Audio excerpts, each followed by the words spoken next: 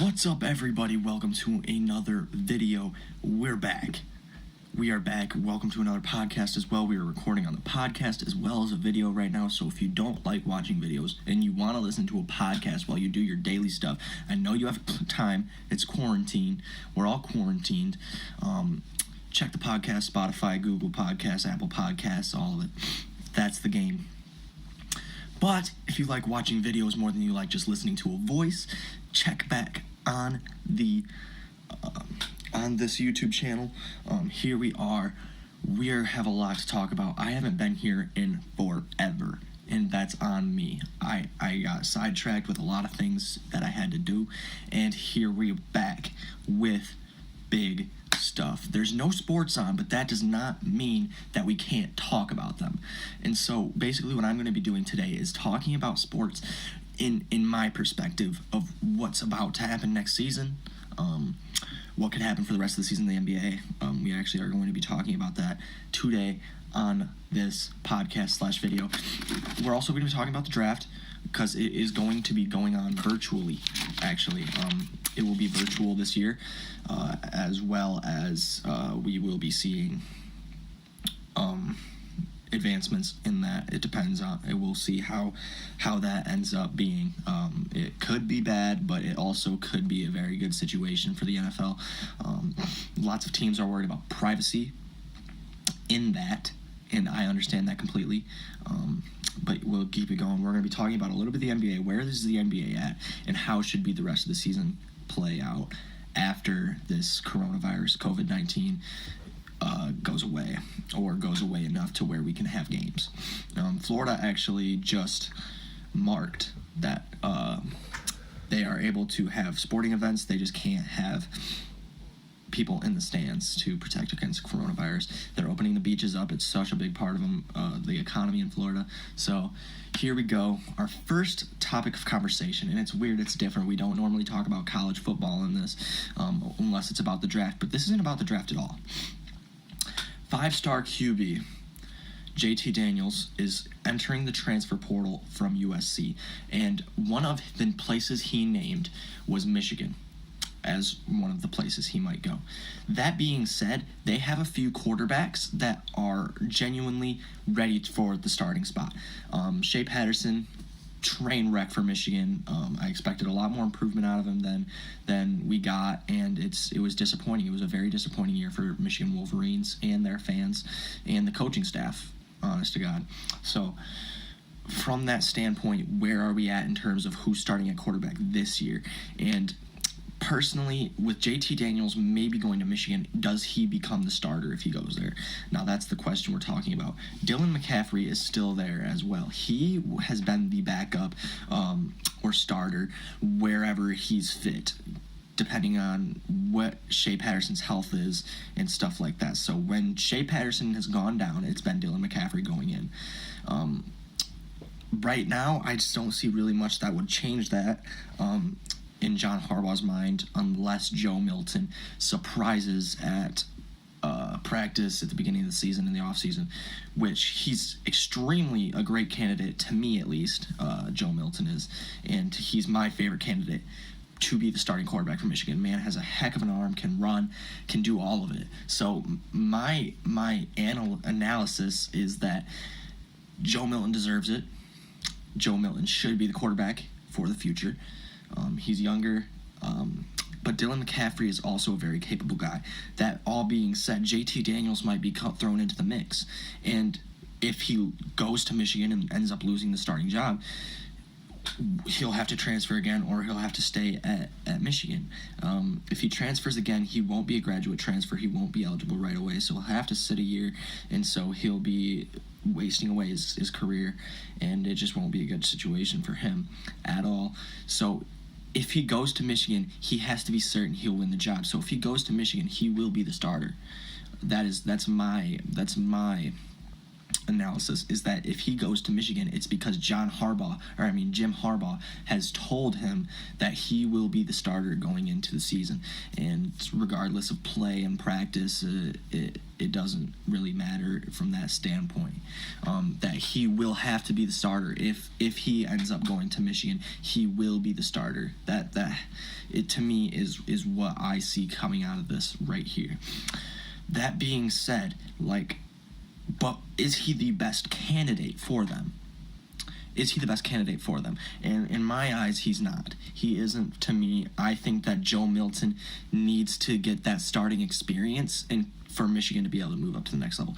I haven't seen a Michigan guy at quarterback that has impressed anybody throughout the years. Jake Rudock was good, but he didn't impress anybody. Shea Patterson actually was a huge disappointment. We don't know anybody in the Harbaugh era that has been good at the quarterback position. I personally believe the last good quarterback to come out of Michigan was Denard Robinson.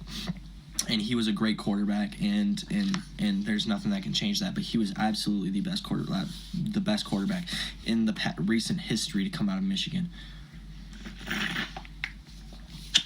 If we're talking within the past 30, 35 years, it's Tom Brady, obviously.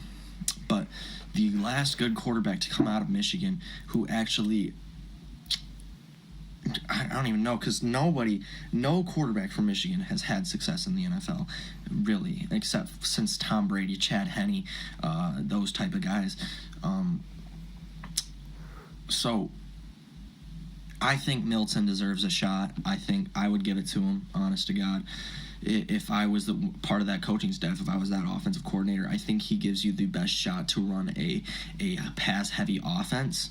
And with good recruiting classes in the receiving category, offensive line, the offensive line will be extremely young next year. So they need a guy that can run around and make plays for himself. And to me, that guy is Joe Milton. He has legs. He has the most powerful arm in that QB room. He had the most powerful arm in last year's QB room as well.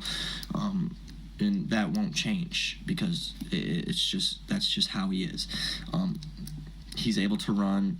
I think it's a no-brainer to give him that job, but I'm not a coach right now, so I can't really say much. I'm just an analyst. But my analysis would be to give Joe Milton the job, and that's all about all I have to say.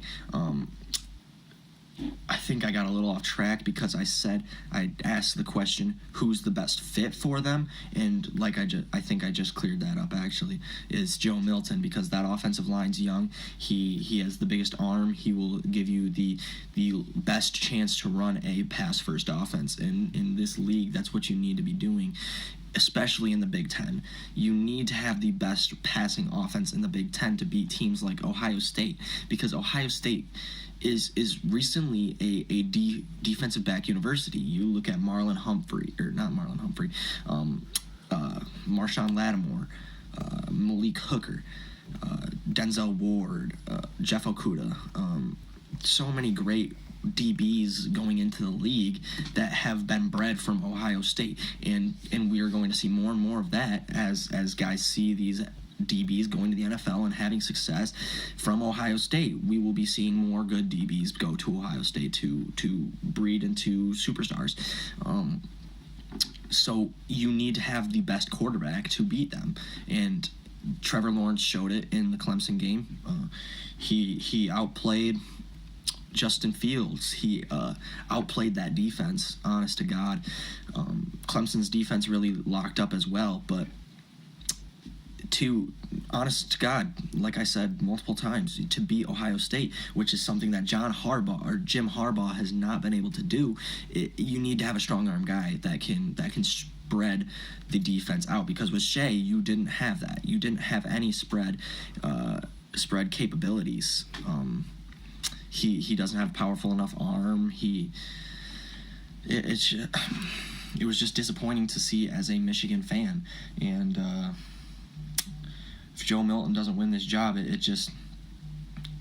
I think personally that it will affect them in a way that is not good. And I think Joe Milton gives them the best chance of winning based on what they will have next year, and the talent and the coaching, really. I think Joe Milton's the best guy for that position for sure. Moving on. Who will be the top 5 picks in this year's NFL draft? And see, I have a hunch that Detroit is looking to trade back. Detroit will be looking to trade back strictly because they know they can get their guy later. And then they can also get certain picks, and they can get their guy later. They can then they can get more out of it as well. So I say they in this mock draft for the first 5 picks, Detroit is not in the top 5. They're actually listed at the end because they will be moving down to the 6th pick. Anyway, the first pick is undisputed. Nobody's gonna say anything. He's going from the Tigers to the Bengals, staying in the Tigers completely. We will be seeing Joe Burrow go to the Cincinnati Bengals, and I don't know about it, honestly. I think he needs to be in more of a position to succeed. I think the Bengals, however, could be a surprise team in that division as well. We'll see how Joe Burrow is able to elevate them. Personally, I think Tua is the most talented quarterback in this draft. He's had injury history, so I would still draft Burrow over Tua, just because of the injury history. Otherwise, I would, if Tua did not get injured at all in his college career, I would be taking Tua for sure as my starter over Joe Burrow. Next, it's undisputed, and if this guy is still available at number 3, I cannot see the Lions trading back at that point. They will go for this man if he does not get picked. If Tua gets picked number 2 or something like that, the Detroit Lions will stay at number 3 if this guy is not picked. But he will be picked number 2. He possibly could be picked number 1. Until the national championship game, we were not sure where this guy was going to be picked. So Chase Young, absolute wrecking ball, has Myles Garrett type potential, has all the potential in the world to be just like J.J. Watt, but he also has to be put in a system where he is given leeway for a bit, because rookies going into the NFL, the offensive lines are different. Not saying that Chase Young's competition was bad at all, because it wasn't. Ohio State plays some of the best teams in college football year in and year out. And we saw that with Nick Bosa. Nick Bosa was great, and Joey Bosa as well, honestly. They both went to Ohio State. So that has translated. So, honestly, you should have no concerns with Chase Young going into the NFL. As his coach, you should have no concerns that he'll be able to get to the quarterback. My only thing is that he has to have some leeway, because he is a rookie. He will make some mistakes. Despite how good that some rookies play, they will still make rookie mistakes. So that's really the same for everybody in this draft class, honest to God. So we'll see what is given there as well. And if he does not perform right away, they need to be patient, not give up on him very quickly, unless he has extremely good trade value because of his age. Like I said, number 3, Detroit Lions will be trading back because they can still get their guy. Tua will be pick number 3, and like I said, he's my favorite. He's my favorite quarterback in this draft class, right next to Jordan Love. I wouldn't pick Jordan Love in the first round, really. Probably, I think you can get him in the second. But that being said, I wouldn't draft Tua, or I wouldn't draft Jordan Love right up here. I think Joe Burrow's a better pick, obviously. I don't think anybody contests that ever. But Jordan Love is my second favorite quarterback in the draft. Tua is my favorite. I think he has the best arm. He's more mobile than Joe Burrow, and he throws a better deep ball. So Tua will go number 3 to the Miami Dolphins. The Dolphins will trade up to pick number 3 to get that pick and hopefully get their man, even though I truly believe that they could get Tua at number 6. I don't see anything standing in their way. At number 4, Isaiah Simmons will be picked at that spot. I think he's the best defensive all-around player in the draft because he can blitz, he can stop the run, and he can go in pass coverage. He could play a safety hybrid, kind of like Cam Chancellor. He's faster than Cam Chancellor. He's just as big as Cam Chancellor. So it really just depends, and yeah, I think Simmons is the all-around best defensive player in this draft class. And yeah. Then Brown from Auburn, defensive tackle, will be going. Derek Brown will be going number 5, I'm sorry. The bottom of this top 5, it will be Derek Brown. He's just a wrecking ball. Like I said, 3 defensive players in this first 5 picks. It's crazy, but I like him a lot. If he would be available at number 27, I would love my Seattle Seahawks, as you can see the Russell Wilson jersey right here, to take him, and that would be amazing for me. But he will be long gone before then. He's one of the best prospects in this draft class, much less best defensive prospects as well. And then honorable mention at number 6, the Lions will be taking Okudah. After trading Slay, they will need another foundation of a corner. They have Desmond Trufant, which I love that signing a lot. I love that signing. But I would have loved to see Trufant and Slay, which would have been a great cover combo right there. Then they could add Isaiah Simmons in at number 3 instead of going to Okudah. Or they could go Okudah and have the best 3 DBs in the league, or top 3, best trio of DBs in the league. They need to fix some stuff at safety. They're very young at that spot, but I think Okudah is the first place to start. He doesn't get sloppy. He didn't have a pass interference or a holding penalty on him all year this year, contrary to a belief that one reporter had at the Combine. He is a great player, and honestly, I can't wait to see him in a Lions uniform. I'm a Seahawks fan, but I live in Michigan, so I'm partial to the Lions, at least a little bit. Now, who is the biggest surprise team in each division? Who could be the best surprise team? And I said most dangerous team in each division. Just as a dangerous surprise team, like, oh, you didn't see me coming, and isn't that dangerous. So, we're starting at the AFC North, and I think that could be the Browns with Kevin Stefanski at head coach instead of Freddie Kitchens, who was god-awful. You don't expect a coach to be fired in their first year, but Freddie Kitchens, despite everything, made that happen for himself. From erratic play calling to absolutely terrible schemes to play.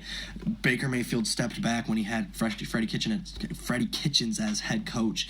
It just wasn't a good situation for him, for Baker, for any of the offensive guys, because they have such a good offense now.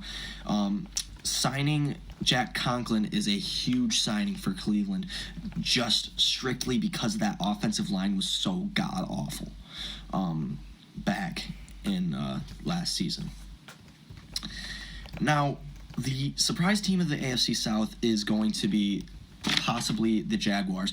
I think we all know how good the Titans are. They just signed Ryan Tannehill. Derrick Henry's still part of that team. The defense is getting better. They're young. So the Jaguars are going to be the surprise team. The Texans are getting worse. So they're gone. See you later. Deshaun Watson cannot carry that team. They're trading away their best players. They're just not having a good time right now. I could see Bill O'Brien getting fired after this season. Then the Colts are just in a tailspin. They don't know what they're doing. And honestly, I wouldn't either. No Andrew Luck. I think they're still affected by that. Who's going to play quarterback for them? I don't really know. I think it's still going to be Jacoby Brissett, and we will be seeing eventually who it will be coming back in as quarterback next season. And I just think there's a lot of questions there. I think there's a lot of questions surrounding the franchise and how they will be next year. I think they could surprise, but I think the biggest surprise team will be the Jaguars getting back on their feet. But it's very, very reliant on this year's draft for them. In the East, it'll be the Dolphins. I think the Bills are the best team in the division, but the Dolphins are going to surprise some people. I could see the Dolphins end up going 8-8. They improved that defense a lot. Brian Flores is a defensive coach. That defense is going to be stellar. The offense needs to put up 20 points a game. I personally think if that offense puts up 20 a game, they could go 8-8. If that offense puts up 25 a game, they're going 10-6. They put up 30 a game somehow, some way they put up 30 a game, they're going 13-3. I think that defense will be great. I think that Brian Flores is actually amazing coach. They had the worst roster in the league last year, still ended up fitting in to go 5-11, I believe, if I'm not mistaken. They competed every game except for those first 2 weeks. They got blown out, and then they were sick of it. So they competed. They had a team full of dogs, and now they are moving on. I think they had the worst roster, and they've risen up. This draft is extremely important for them. Do they find their quarterback, or do they find more weapons for Josh Rosen or Ryan Fitzpatrick? Because don't forget, they still have Rosen. They still have Fitzpatrick. So the questions are, what are they finding in the draft, and if they miss, how will that affect them? I think if they miss on most of their picks, then they are screwed. It's game over for them. If they win on a lot of their picks, if they win on just 4 or 5 of those picks, I think they could be propelled to a 10-6 team, a possible playoff team. Brian Flores is an amazing coach. I love him as a coach. I think that when Pete Carroll retires, I would love for him to go coach Seattle. I would love a offensive coach, though, for Seattle, if I'm going to go off track even more. For sure. All right. Who is the surprise team in the last division? The Chargers in the West. I've always been a Tyrod Taylor fan. I will admit it. I've loved Tyrod Taylor since he was drafted since he was at Virginia Tech, all the way to Baltimore, to Buffalo, to Cleveland, to LA. I think that they should roll with him as starter this year. Maybe draft Jordan Love in the second round of this NFL draft. I would trade up if I were them. I would, or trade down. I would probably trade down my pick so that I could pick up Jordan Love as well in the early second round. Him and Tyrod play fairly the same. Tyrod's an extremely careful quarterback, though, and Jordan Love threw 20 interceptions in 2 seasons at Utah State. So if I'm coach of the Chargers, I'm picking Jordan Love in the second round, and I'm having Tyrod as a bridge quarterback. I think Tyrod will be a playoff quarterback this year. That defense is solid. The weapons are good. Keenan Allen, Hunter Henry will be back. You got Austin Eckler still. That is good.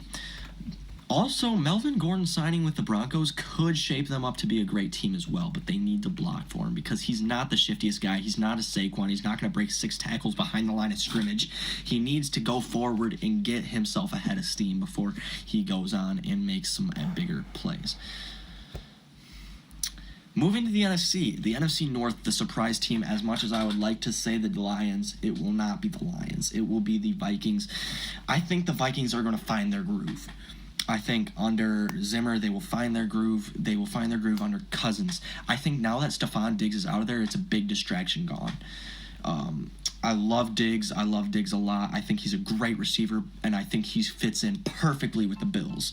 But I don't like him on the Vikings. I think he's just a distraction to them. I think if they were able to retain Everson Griffin, they'd be a much better team.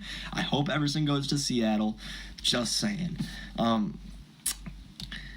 But the Vikings are that surprise team in that division for me.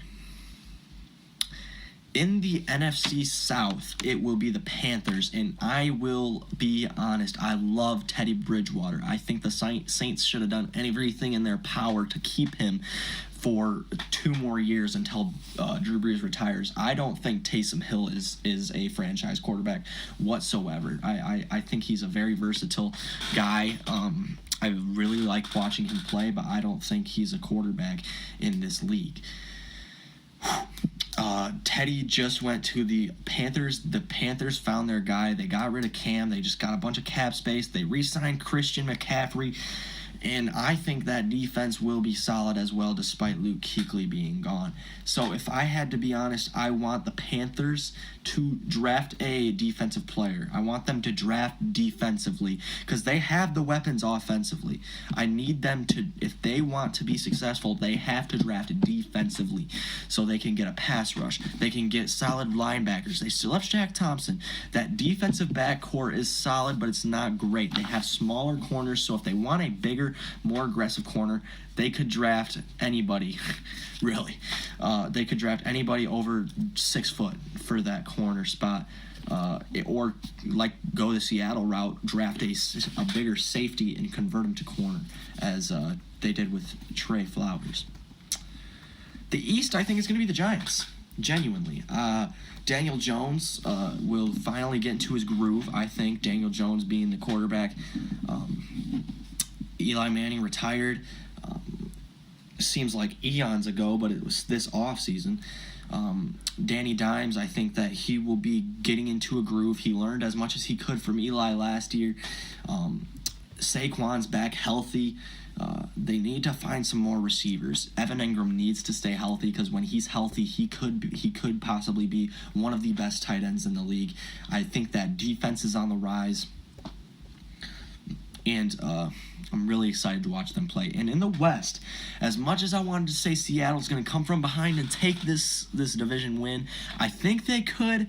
Personally, I know they can beat the 49ers out to win that division. It came down to Week 17 last year, and it actually came within 1 yard of winning that game. That being said, the Cardinals just got DeAndre Hopkins and got the best receiver duo in the league. I think people are going to start forgetting about Larry Fitzgerald, and it's crazy to think about because of how good he's been for his whole career.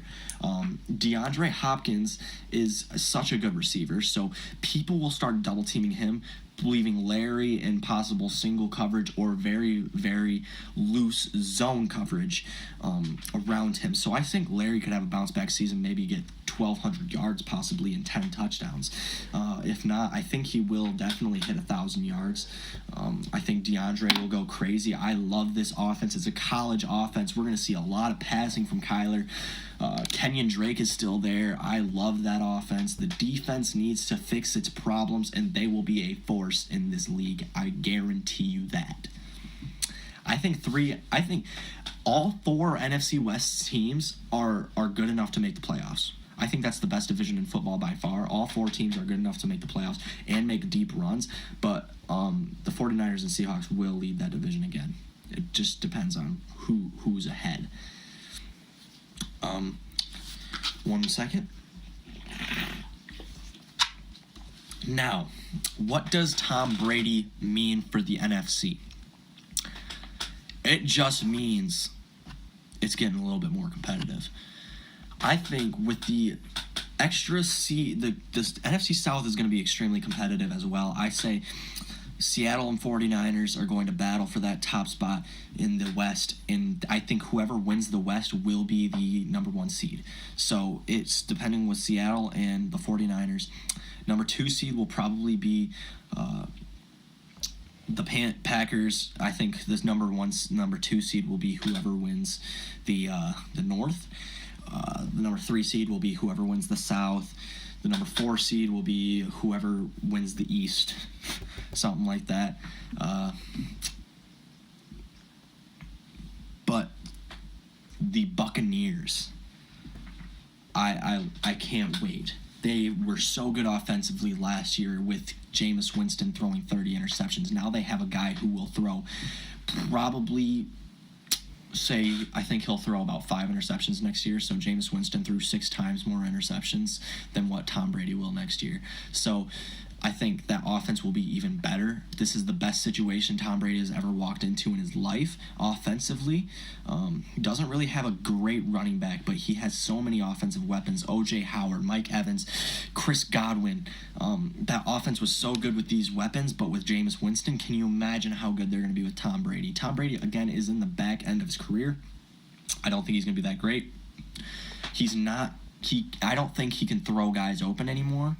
He's so smart, though. He won't throw guys open, but he will find the holes. And what I mean by that is if there's a tiny spot where there is an open spot on that defense, he will make sure he attacks that spot.